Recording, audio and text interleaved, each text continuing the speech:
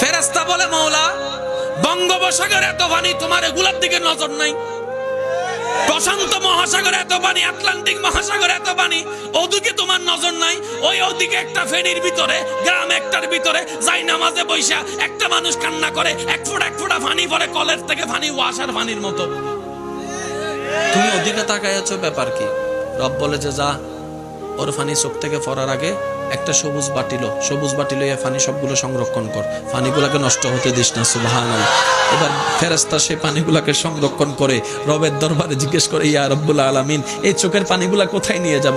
রব্বে করিম বলে, জান্নাতের মধ্যে নিয়ে রাখে যাও, জান্নাতের মধ্যে গিয়ে রেখে দাও, জান্নাতের মধ্যে গিয়ে রেখে যাও। যেদিন আপনি জান্নাতে যাবেন সেদিন আপনার চোখের পানিটা আপনাকে ফেরত দেওয়া হবে। আপনি অবাক হয়ে বলবেন, আমি বন্ধুর জন্য কান্না করেছি, কারো কোনো মনে নাই, বান্ধবীর জন্য কান্না করেছি, সেটা কখনো স্মরণ রাখা হয় নাই, আমি মেয়ে তো গণজন করেছি কান্না, কেউ তো আমার স্মরণ রাখে নাই। মওলা তোমার জন্য জীবনে 1-2 বার কান্না করেছি, সেই পানিটাও তুমি সংরক্ষণ করে রেখে দিয়েছো। সুবহানাল্লাহ। রব্বে করিম বলে, বান্দারে তুই এটা আমার নবীর প্রেম নিয়ে আমার ভয়ে তুই কান্না করেছিস, এই পানি পিতা যেতে দিব না। কেমন পাওয়ার জানিস রে বান্দা? এই 1 ফোঁটা আশিকের চোখের পানি যদি জাহান্নামের আগুনের মধ্যে দেওয়া হয়, ওই জাহান্নামের আগুন পর্যন্ত এই পানির সামনে নিভে যেতে বাধ্য হয়ে যাবে।